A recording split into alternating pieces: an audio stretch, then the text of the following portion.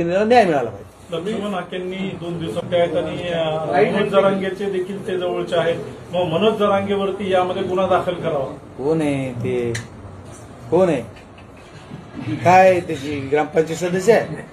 काय बोलून त्याच्यावर जर त्याच्यावर बोलायचं ह्याच्यात नाही ते काहीतरी म्हणते कुठंतरी ते ह्याच्यावर असं झालं त्याच्यावर तर झालं. विनाकारण मनोज दादा जरांगे हे समाजाचं काम करतात. त्यांनी जे असेल तर त्यांच्या समाजाचं काय करायचं ते करा. उगाच भुकत राहून काय होते विनाकारण कशाला. हे काही गोष्टी कशा आहेत मी माझ्या उंचीप्रमाणे बोललं पाहिजे.